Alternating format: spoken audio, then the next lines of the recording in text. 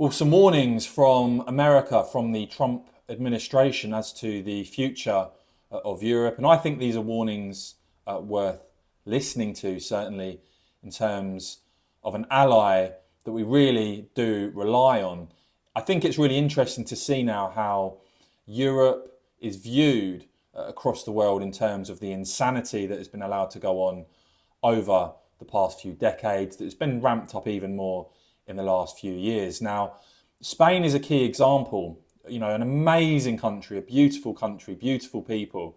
But just look at what this left-wing government are doing. An amnesty for 500,000 illegal migrants is total and utter madness. Most recent statement of residency, to a pathway to citizenship, a pathway for people. This is in complete, for 500,000. Half a million. This is completely the opposite direction that everybody else is going in terms of that. Why did you do it? Well, there's a moral angle of this debate, which is that Spain has been for many years a country of migrants. Our fathers, our grandparents, of course, they went to other places precisely because we were suffering a dictatorship or the lack of opportunities, economic opportunities. And now there's also a pragmatic angle, which means that, of course, these are people are contributing to the economic success of Spain. And by the way, they represent more or less 10% of our social security income, and they only represent 1% of the total spending when it comes to public spending. Whatever the righteousness of the argument, how do you get over the moral hazard argument that you will encourage more illegal immigration in the future, undocumented immigration, because people will say, let's go to Spain and wait for the next time they do this? Well, this is a fake. It is not the reality. They're not coming to Spain because we're giving papers, but because of our strong economic performance. And make no mistake about it, the Spanish people rejecting the socialist government now, the Socialist Party in Spain, at every available opportunity. Certainly in terms of the UK, Labour, just like the Conservatives, simply not prepared to put in place strong borders. They've allowed close to 66,000 people to cross illegally from France to England. I would say just on that alone, the Tory and Labour governments over many years now have outright refused to defend our borders. Just that alone means they deserve to be obliterated and are unfit to govern this country. But I think it's really worth listening to what the US Secretary of State Marco Rubio has been saying in terms of borders, in terms of mass migration, in terms of the madness that we are seeing. This really is, I think, worth listening to and reflecting on. But the euphoria of this triumph led us to a dangerous delusion that we had entered, quote, the end of history, that every nation would now be a liberal democracy, that the ties formed by trade and by commerce alone would now replace nationhood, that the rules-based global order, an overused term, would now replace the national interest, and that we would now live in a world without borders where everyone became a citizen of the world. This was a foolish idea that ignored both human nature and it ignored the lessons of over 5,000 years of recorded human history. And it has cost us dearly. In this delusion, we embraced a dogmatic vision of free and unfettered trade, even as some nations protected their economies and subsidized their companies to systematically undercut ours, shuttering our plants, resulting in large parts of our societies being deindustrialized, shipping millions of working and middle-class jobs overseas, and handing control of our critical supply chains to both adversaries and rivals. We increasingly outsourced our sovereignty to international institutions while many nations invested in massive welfare states at the cost of maintaining the ability to defend themselves.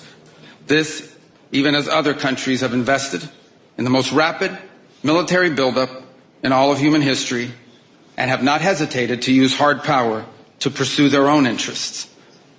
To appease a climate cult, We have imposed energy policies on ourselves that are impoverishing our people, even as our competitors exploit oil and coal and natural gas and anything else, not just to power their economies, but to use as leverage against our own.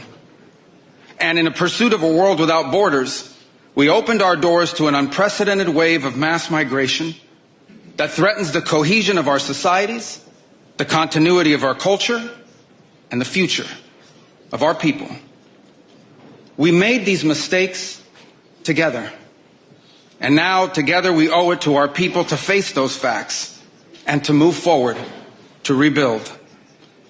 Under President Trump, the United States of America will once again take on the task of renewal and restoration, driven by a vision of a future as proud, as sovereign, and as vital as our civilization's past.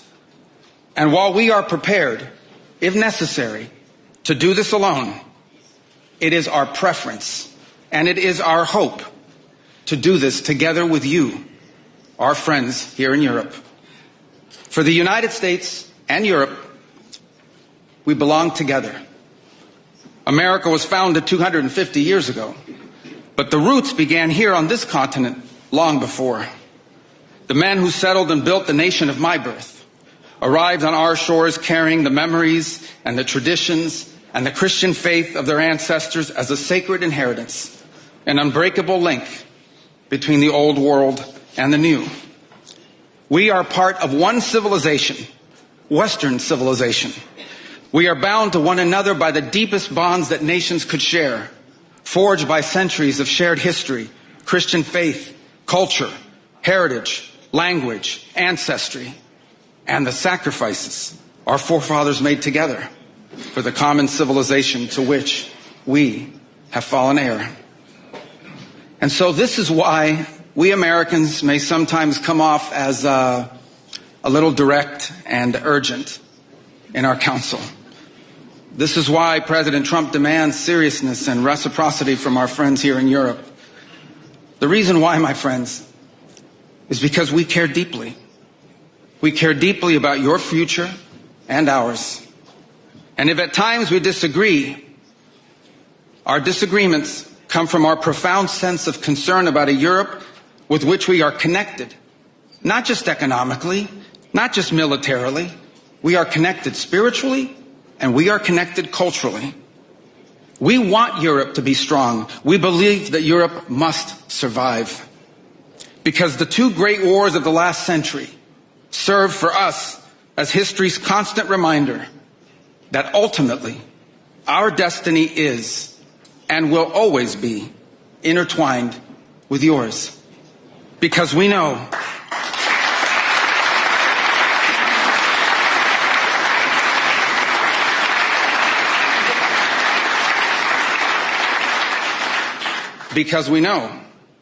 that the fate of Europe will never be irrelevant to our own.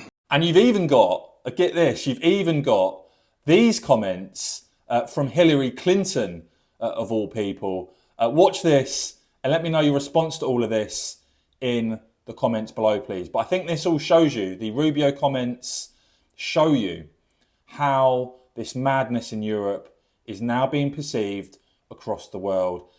And really, this simply cannot go on. I think we need to call it for what it is. Secretary There is Clinton. a legitimate reason to have a debate about things like migration.